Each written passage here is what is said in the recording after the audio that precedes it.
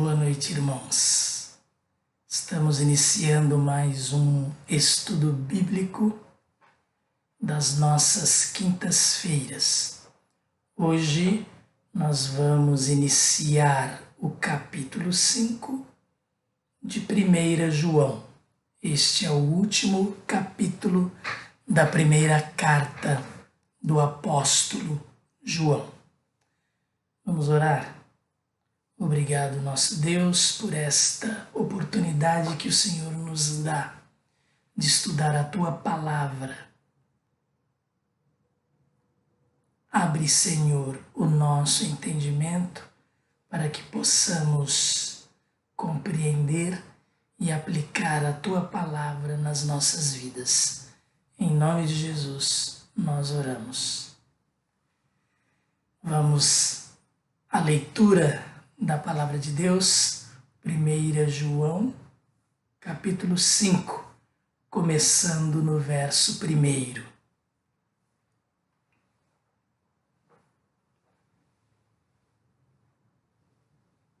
Vamos lá então, verso 1 do capítulo 5 de 1 João. Todo aquele que crê que Jesus é o Cristo é nascido de Deus, e todo aquele que ama o Pai, ama também ao que dele foi gerado. Assim, sabemos que amamos os filhos de Deus, amando a Deus e obedecendo aos seus mandamentos. Porque nisto consiste o amor a Deus, obedecer aos seus mandamentos. E os seus mandamentos não são pesados. O que é nascido de Deus vence o mundo, e esta é a vitória que vence o mundo, a nossa fé. Quem é que vence o mundo? Somente aquele que crê que Jesus é o Filho de Deus. Este é aquele que veio por meio de água e sangue, Jesus Cristo. Não somente por água, mas por água e sangue. E o Espírito é quem dá testemunho, porque o Espírito é a verdade. Há três que dão testemunho: o Espírito, a água e o sangue, e os três são unânimes. Nós aceitamos o testemunho dos homens, mas o testemunho de Deus tem maior valor, pois é o testemunho de Deus que Ele dá acerca de seu Filho. Quem crê no Filho de Deus tem em si mesmo esse testemunho.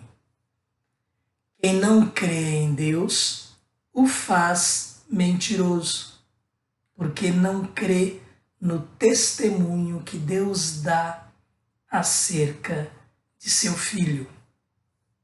E este é o testemunho. Deus nos deu a vida eterna, e essa vida está em seu Filho. Começando então o capítulo 5, verso 1, vamos à análise deste verso.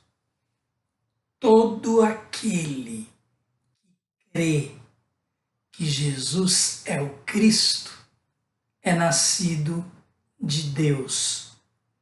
E todo aquele que ama o Pai, ama também ao que dele foi gerado. Todo aquele que crê que Jesus é o Cristo, então esta é aquela fé para a salvação, fé no Filho de Deus que entregou sua vida por nós. Todo aquele que crê que Jesus é o Cristo, o escolhido de Deus para vir ao mundo, o ungido de Deus para ser o nosso Salvador. Todo aquele que crê que Jesus, aquele Jesus histórico que pisou aqui no nosso mundo, todo aquele que crê que este Jesus homem é o Cristo, é nascido de Deus. Passou pelo novo nascimento. Nascido de Deus, filho de Deus. Aquele que nasce de Deus, aquele que é gerado de Deus, ele é filho de Deus, gerado espiritualmente. Este é o novo nascimento. Todo aquele que crê que Jesus é o Messias prometido, é o ungido, é o Cristo, nasceu de Deus. É filho de Deus. E todo aquele que ama o Pai também ama ao que dele foi gerado. Como ser nascido de Deus? Como ser filho? Crendo que Jesus é o Cristo. Ninguém se torna filho de Deus por boas obras. Ninguém se torna filho de Deus por cumprir mandamentos. Ninguém precisa fazer para, por merecimento, se tornar ou ser tornado filho de Deus, para ser nascido de Deus. O apóstolo João nos diz aqui neste primeiro verso que para ser nascido de Deus, para ser filho de Deus, é necessário crer em Jesus Cristo. Jesus, o Cristo. Quem é o Cristo?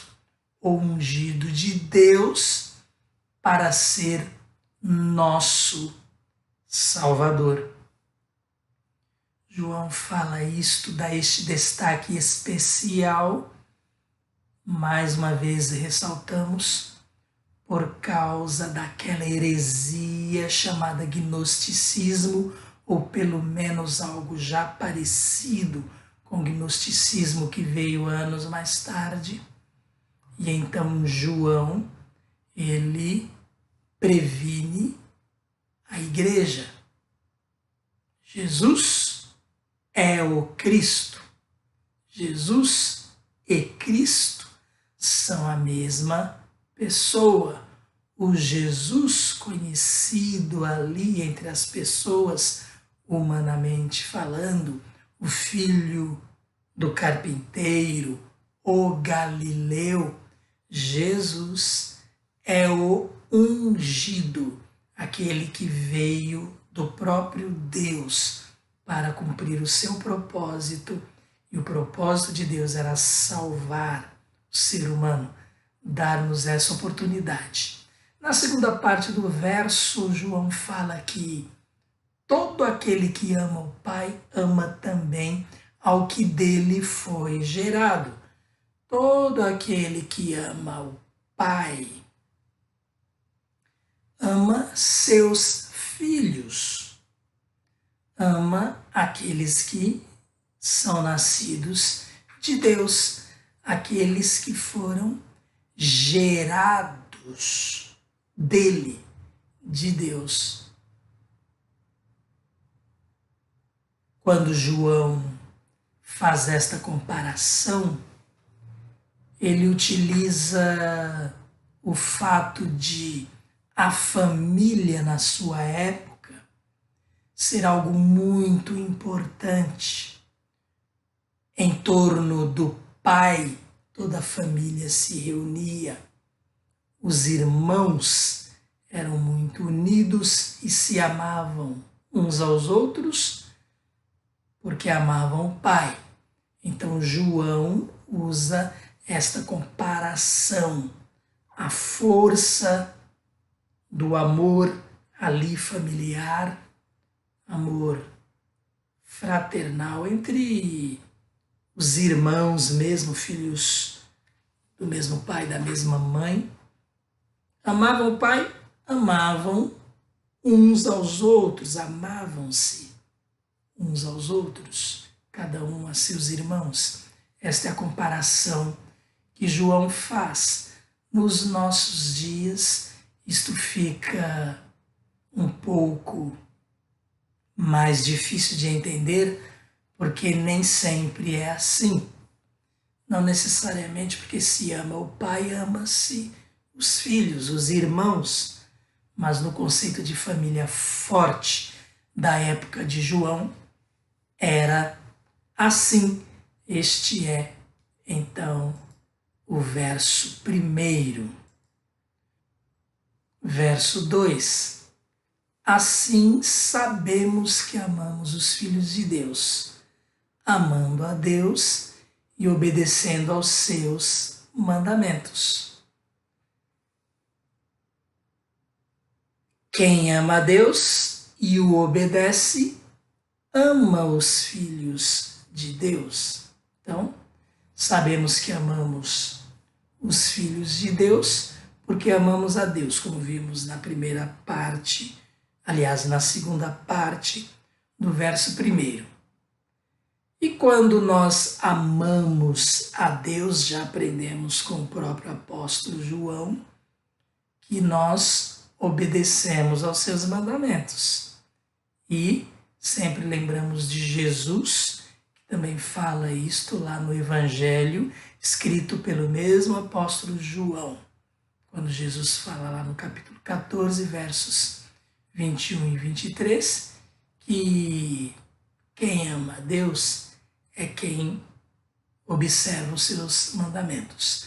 Aquele que tem os meus mandamentos e os guarda, esse é o que me ama.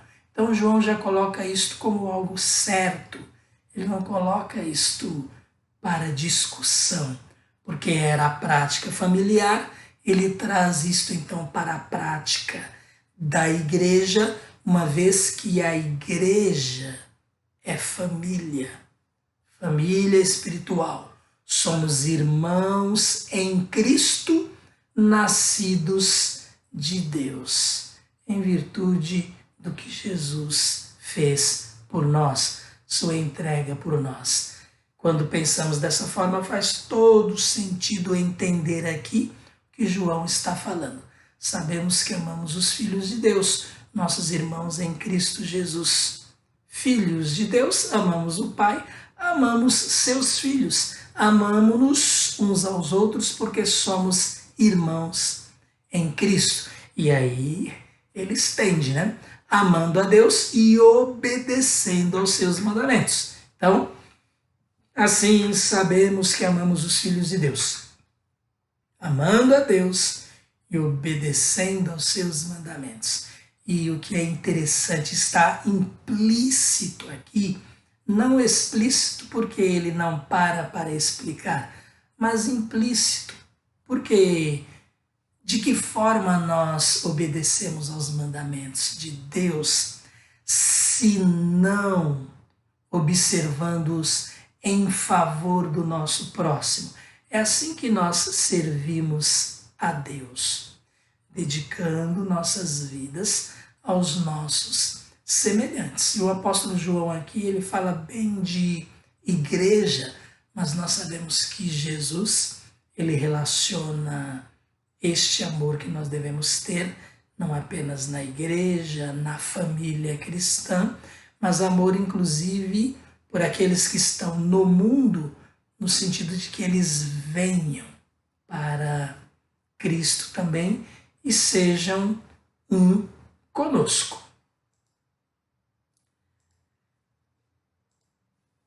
Então este é o verso 2, assim sabemos que amamos os filhos de Deus, amando a Deus e obedecendo aos seus mandamentos.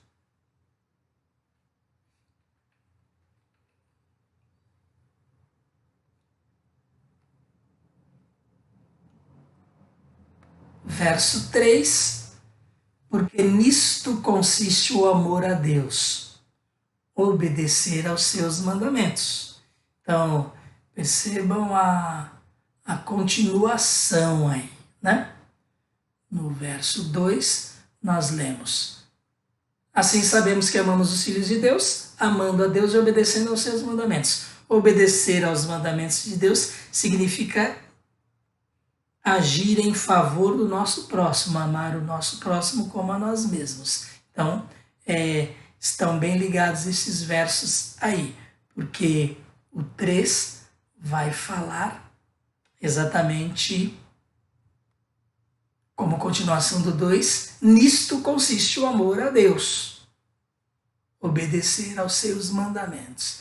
João, ele é bem taxativo, ele repete isso várias vezes nesta sua primeira carta, e aqui de uma forma bem clara. Em que consiste o amor a Deus? Em obedecer aos seus mandamentos. Como você sabe se você ama a Deus? Olhe para a sua vida. Você obedece aos seus mandamentos? É isso que João está falando. E ele ainda faz aí uma declaração interessante nesse verso 3. Principalmente para aqueles que gostam de reclamar, de gemer, de ficar lamentando. E os seus mandamentos não são pesados. Os mandamentos de Deus não são pesados. O que nós vemos aqui então nesse verso 3? O amor é prático. Em que consiste o amor a Deus? Obedecer seus mandamentos. Quem ama, obedece. Amar consiste em obedecer. Queremos, porque amamos, inclusive, agradar aquele a quem amamos. Isto acontece entre marido e mulher, entre pais e filhos. Os filhos têm prazer em obedecer aos pais quando os amam, e os filhos devem sempre lembrar disso. Amo meus pais, então eu quero agradá-los. Quando há algum choque de entendimento, de ideias, de posições, senta-se para conversar, porque o amor, ele vai agir neste relacionamento. O amor é prático, o amor não é teórico. O amor, ele é nossa vida na prática, né? Quem ama obedece, amar consiste em obedecer. Quem ama quer agradar, por isso obedece. Cumprir os mandamentos por amor dá condições a quem ama de suportar o peso dos mandamentos. Essa é uma das interpretações dessa segunda parte do verso 3. E os seus mandamentos não são pesados. Quando você ama, você cumpre os mandamentos pelo amor que você tem pelo Pai. Então, este amor em você dá condições a você de suportar o suposto peso, vamos assim falar, dos mandamentos. Temos esta interpretação do amor dando a nós esta condição, mas como nós sabemos que o amor em nós é o próprio Deus, então é o Espírito Santo de Deus em nós que nos dá a condição de obedecer aos seus mandamentos. Por que então seus mandamentos não são pesados? Porque Deus nos dá a condição de obedecê-los. É Deus quem nos dá condição de fazer isto. Verso 4. O que é nascido de Deus vence o mundo. E esta é a vitória que vence o mundo, a nossa fé. Então, João aqui vai falar agora de vitória. João fala que a vitória, na verdade, ela é alcançada por aquele que é nascido de Deus. Quem não é nascido de Deus é um derrotado. O que é nascido de Deus, este é vitorioso. Aquele que não nasceu de Deus não consegue enfrentar o mundo e resistir às suas tentações, às suas atrações, não consegue obedecer a Deus, não consegue agradar a Deus. Mas aquele que é nascido de Deus tem um elemento essencial na sua vida.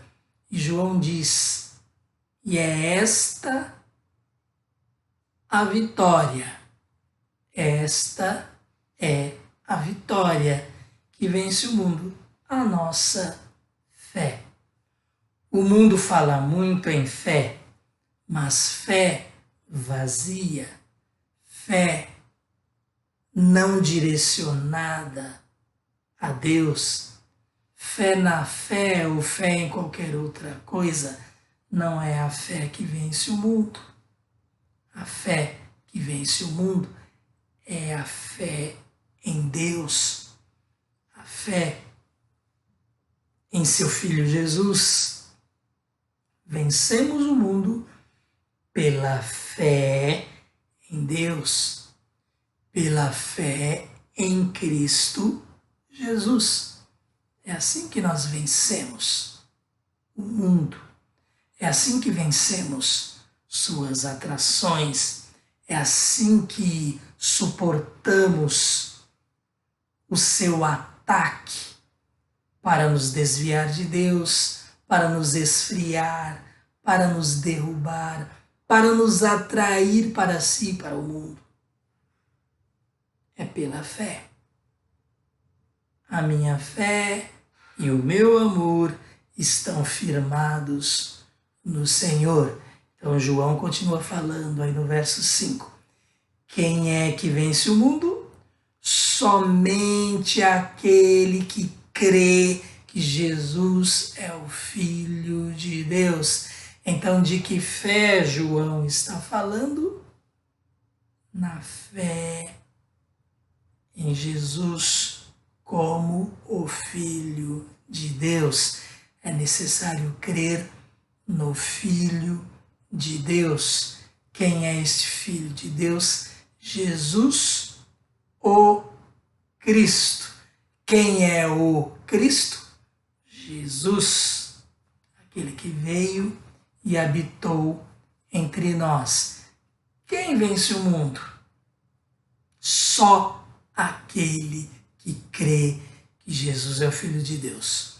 Só aquele que crê que Jesus é o Deus Filho, que veio ao mundo e se entregou por nós. A vitória sobre o mundo é daquele que crê que Jesus é o Filho de Deus. João vai falando isso de forma bem clara. Agora ele está enfatizando aí a vitória. Está nos falando quem vence. Está nos falando como se vence. Quem vence? Aquele que crê em Jesus. Como se vence? Crendo em Jesus. É pela fé. Em Jesus? Que Jesus? Jesus, o Cristo, o Filho de Deus. Verso 6, então, continuando aí, ele diz, este, Jesus, aquele em quem cremos como Filho de Deus, este é aquele que veio por meio de água e sangue. João está falando de Jesus. É aquele que veio por meio de água e sangue. Água. Jesus iniciou seu ministério ali no batismo no Rio Jordão, quando ele foi batizado por João Batista. Aquele foi o marco do início, marco do seu ministério em termos de começo. Por isso João diz, este é aquele que veio por meio de água, ou seja, batismo nas águas, iniciando, inaugurando seu ministério aqui na terra, ministério específico, onde ele prepararia os seus discípulos para darem continuidade à igreja que ele instituiu. Ele diz, a minha igreja. Então, João diz, este, Jesus Cristo, é aquele que veio por meio de água, batismo no Rio Jordão, dando início ao seu ministério terreno, e sangue, o fim do ministério de Jesus, crucificado na cruz. Então, através do batismo, ele dá início à preparação de tudo que ele veio fazer. Prepara a sua igreja, ensina, mostra misericórdia àqueles que passaram, atravessaram o seu caminho. E ao final, entrega a sua vida. Esta parte João chama sangue. Este é aquele que veio por meio de água e sangue, Jesus Cristo. Então ele já deixa bem claro aí. Jesus Cristo é aquele que veio por meio de água e sangue. É aquele que iniciou seu ministério sendo batizado no Rio Jordão e que terminou seu ministério terreno sendo crucificado. Quando Jesus ressuscitou, ele ressuscitou, se manifestou à igreja, àquele número de pessoas que criam nele, para inclusive mostrar para que eles fossem testemunhas disso oculares, como o próprio João diz no início desta carta, para que eles vissem e inclusive pudessem, como testemunho pessoal, declarar que Jesus está vivo. O ministério termina ali quando Jesus morre na cruz. Quando ele ressuscita, ele nos dá vitória inclusive sobre a morte, porque ele ressuscitou. Então, nós cremos em Jesus, com ele nós ressuscitamos. Somos mais do que vitoriosos por aquele que nos amou. E João diz, não somente por água, não foi apenas um ministério inicial, através daquele batismo, ganhando muitos discípulos, fazendo muitos seguidores convertidos. Não somente por água, mas por água e sangue. Preço de sangue. Jesus entregou sua vida por nós. E João continua dizendo, e o Espírito Santo, é quem dá testemunho, porque o Espírito é a verdade. O que Jesus fala acerca do Espírito Santo? Eu vou para o Pai, vou enviar o outro Consolador e ele vai estar com vocês. Ele é o outro Consolador. Ele dá testemunho de que Jesus veio por meio de água e sangue. Ele nos faz lembrar o que Jesus ensinou. Ele nos mantém em pé, ele nos orienta, ele nos ensina, ele consola, ele adverte. Infelizmente, nós o entristecemos, nós o apagamos quando não deixamos ele atuar em nós e através de nós. Então, João está falando, o Espírito é quem dá testemunho. Ele testemunha juntamente conosco que nós somos filhos de Deus. Ele nos dá esta convicção. Ele habita em nós, veio morar em nós quando nós cremos em Jesus. Ele é o Espírito. João diz, porque o Espírito é a verdade.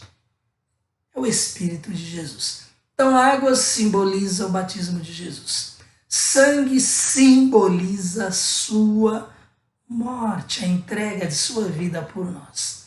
O ministério de Jesus, então, começou no seu batismo e terminou em sua morte. Quando ele ressuscita, nele nós também vencemos. E o Espírito dá testemunho disto tudo, inclusive, porque quando nós cremos em Jesus, entregamos nossa vida a Ele, o Espírito Santo veio morar em nós, e a partir daquele momento, Ele nos transforma, Ele nos faz ser mais humildes, mais mansos, mais pacientes. Não tem como pertencer a Jesus e não ter nada mudado em nós. Se alguém entregou sua vida a Jesus e no seu caminhar com Cristo não teve nada mudado, o Espírito Santo não está nesta pessoa. Esta pessoa, na verdade, não entregou sua vida a Jesus. Porque ao olharmos para a nossa vida, nossa própria vida vai testificar, testemunhar acerca da transformação que Deus fez e continua fazendo em nós. É o Espírito Santo de Deus quem vai fazendo, é o Espírito Santo de Deus quem vai fazendo isto em nossa vida.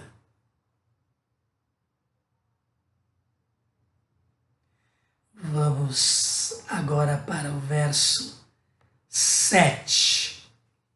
Então, como nós vimos aqui no verso 6, voltando só para nós podermos deixar isso mais claro nessa última parte. O Espírito dá testemunho, porque o Espírito é a verdade.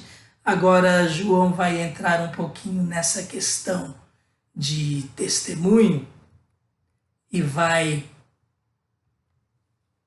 falar, por causa inclusive da importância que era as testemunhas. Ele diz, há 3 que dão testemunho. O judeu sabia muito bem disto. A lei dada por Moisés, inclusive houvesse justiça, para que se protegesse a justiça, a lei exigia 2 ou 3 testemunhas.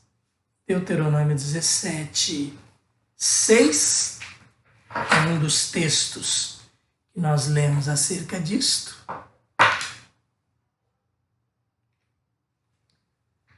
A lei exigia 2 ou 3 testemunhas, então nós lemos lá em Deuteronômio 17, verso 6.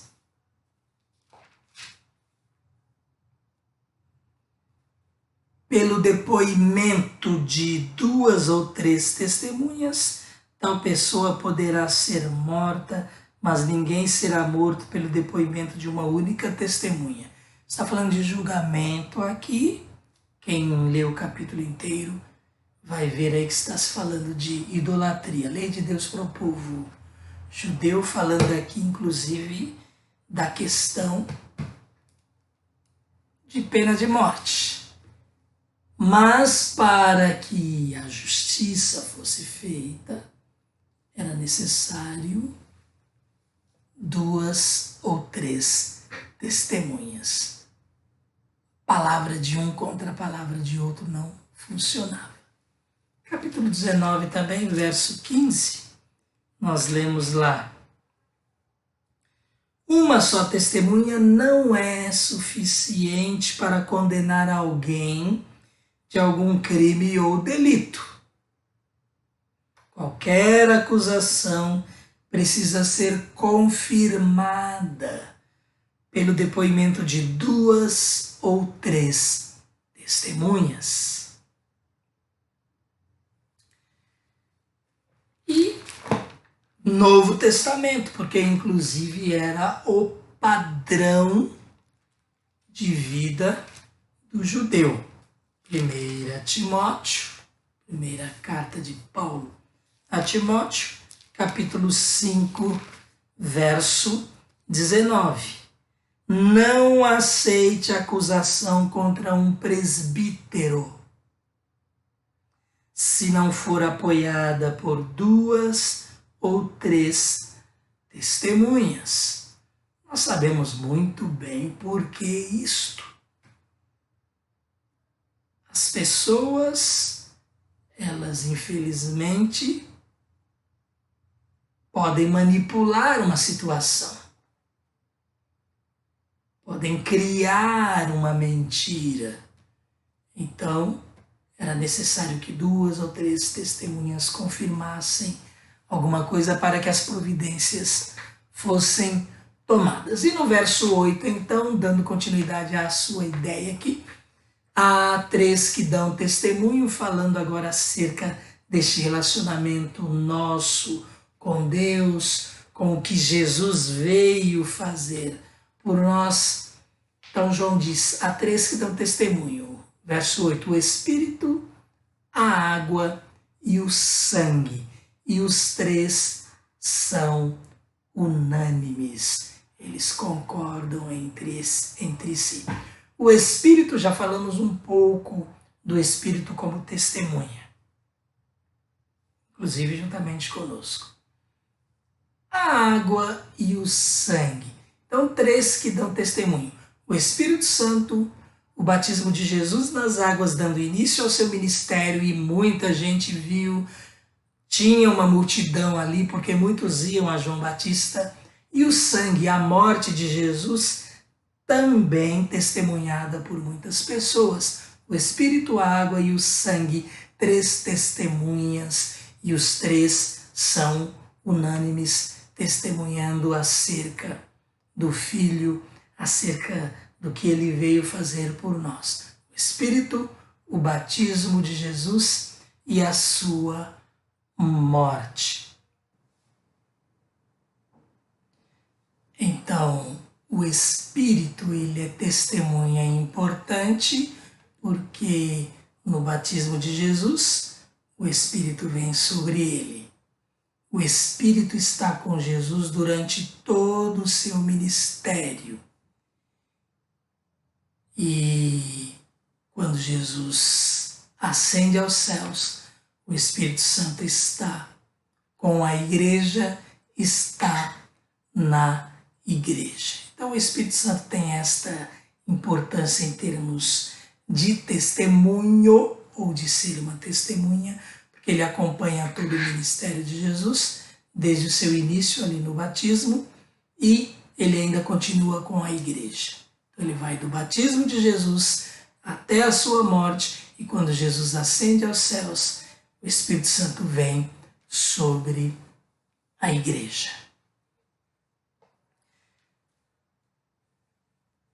Verso 9. Vamos estudar e vamos chegando ao final desse estudo. Nós aceitamos o testemunho dos homens, mas o testemunho de Deus tem maior valor. Lembre-se, o Espírito Santo testemunha desde o batismo de Jesus ali. Pois é o testemunho de Deus que ele dá acerca de seu Filho. Então, testemunho de Deus. O Espírito Santo como testemunha. O Espírito Santo de Deus. Uma testemunha que tem maior valor do que o nosso próprio testemunho de Deus. Mesmo os apóstolos, que foram testemunhas oculares, que andaram com Jesus. O Espírito Santo é Deus. Então o seu testemunho ainda tem maior valor. Agora, por que João está falando de tudo isso, enfatizando o batismo de Jesus nas águas, enfatizando a sua morte? Por causa do gnóstico. Mais uma vez, nós voltamos a essa questão. Os gnósticos, eles faziam separação entre Jesus e Cristo. Para uma das ramificações. No batismo, o Cristo, o Messias, veio sobre Jesus, mas antes da sua morte, ele saiu. Então, quando João fala em termos de testemunho, com toda esta insistência, ele está deixando claro que Jesus é o Cristo. Quem veio sobre Jesus Cristo foi o Espírito Santo. Jesus Cristo morreu na cruz, não apenas Jesus. O Filho de Deus morreu na cruz, entregou sua vida por nós. Depois ressuscitou e está à direita de Deus, também intercedendo por nós, como nós lemos lá em Romanos 8, o Espírito Santo intercede por nós, o Filho também intercede por nós à direita de Deus. Então nós aceitamos o testemunho dos homens, como nós lemos inclusive na lei, aqui quando lemos Deuteronômio e a carta de Paulo a Timóteo. Mas o testemunho de Deus tem maior valor, o testemunho do Espírito Santo de Deus tem maior valor. Por quê? Porque é o testemunho de Deus que ele dá acerca de seu Filho. Testemunho de Deus, Espírito Santo como testemunha, tem mais valor, porque o Espírito Santo é Deus. E vamos caminhando para o final. Verso 10. Quem crê no Filho de Deus tem em si mesmo esse testemunho. Ora, você crê no Filho de Deus? O Espírito Santo habita em você. Você tem em si mesmo esse testemunho. O Espírito de Deus que habita em nós. Quem não crê em Deus o faz mentiroso. Olha lá, João voltando ao assunto do início de sua carta. Quem não crê em Deus o faz mentiroso, porque não crê no testemunho que Deus dá acerca de seu Filho. Agora falando sobre o Espírito Santo de Deus, que nos diz, que afirma que Jesus Cristo é o Filho de Deus. Aquele que viveu entre nós, desenvolveu seu ministério, ensinou, curou, pregou, deu sua vida por nós. Morreu, ressuscitou, partiu para a eternidade. Este é o verso 10 para fechar essa questão da vitória que João está falando. Quem é que vence o mundo? Aquele que crê que Jesus é o Cristo, ou que Jesus Cristo é o Filho de Deus. Verso 11. E assim nós vamos parar por aqui para dar continuidade na próxima semana. Verso 11. Qual que é o testemunho então que o Espírito Santo dá? E este é o testemunho. Deus nos deu a vida eterna e essa vida está em seu Filho. É assim que o Espírito Santo convence, inclusive, as pessoas do pecado, da justiça e do juízo. O Espírito Santo nos convence. Deus nos deu a vida eterna em Cristo. Nós temos esta convicção dada pelo Espírito Santo e o Espírito Santo convence o pecador de pecado também. De que forma? Mostrando a estas pessoas, convencendo aqueles que até então estão rejeitando a Jesus, que Jesus é o Filho de Deus, que a vida eterna está no Filho de Deus. Este é o ministério do Espírito Santo. O ministério do Espírito Santo é o seu testemunho acerca do Filho, acerca de Jesus. Lembram-se que o próprio Jesus disse que o Espírito Santo viria para glorificá-lo, ou seja, para glorificar a Jesus. O Espírito Santo de Deus, ele veio para nos mostrar Jesus, para glorificar Jesus, para apresentar Jesus ao pecador, para convencê-lo. Este é o testemunho de que João está falando. Deus nos deu a vida eterna e essa vida está em seu Filho. O Espírito nos convence. Ele continua o nosso caminhar com Cristo. O Espírito Santo continua agindo em nós, inicialmente para a conversão e depois para nosso crescimento, para nossa transformação. Então, nós lemos aí João falando: Deus nos deu a vida eterna. Deus nos deu. A vida eterna é presente de Deus para nós. Deus não nos pagou em virtude de alguma coisa que nós fizemos. Não existe isto na transação do Evangelho. Não existe isto na redenção, que é compra para resgate. Na redenção, Jesus paga o preço. Deus entrega seu Filho, que paga o preço para que nós tenhamos a vida eterna. O Espírito Santo mostra tudo isso. O Espírito Santo mostra que Jesus é presente de Deus para nós. A vida eterna que nós temos em Cristo é presente de Deus para nós. Detalhe: sem merecimento de nossa parte. O amor de Deus é assim. É amor sacrificial. É amor que faz por pessoas que não merecem. E mais uma vez, Romanos 5:8. Deus prova o seu amor para conosco, em que Cristo morreu por nós, sendo nós ainda pecadores. Nós ainda pecadores. Aí nós nos arrependemos do nosso pecado, pedimos perdão a Deus, entregamos nossa vida a Jesus, somos salvos. Recebemos a vida eterna, não por merecimento. Jesus fez tudo o que era necessário para que nós a recebêssemos. Mas por que nós vencemos? Pela fé. Cremos em Jesus. Cremos no Filho de Deus. E é só assim que alguém tem a vida eterna.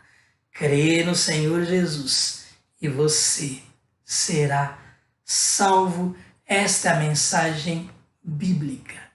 É assim que alguém passa da morte para a vida, do castigo eterno para a vida eterna. E o Espírito Santo realiza tudo isso em nós. Testemunho fiel é dele. O testemunho de maior valor é dele. É ele quem nos ensina, ele que nos convence, ele que nos dá essa convicção. Amém? Que Deus abençoe a cada um dos irmãos. Que ele nos faça a cada dia analisar o presente que nós recebemos sem qualquer merecimento de nossa parte, mas que a partir deste momento em que nós passamos a entender a providência de Deus em nosso favor, que pelo amor que ele derramou em nosso coração, nós nos esforcemos em obedecê-lo. Seus mandamentos realmente não serão pesados, porque ele nos capacita a obedecer. Também o amor torna isto muito mais leve. Nós temos, inclusive, alegria de servir ao nosso Deus. Vamos orar? Obrigado, nosso Deus, mais uma vez, porque a Tua palavra foi estudada.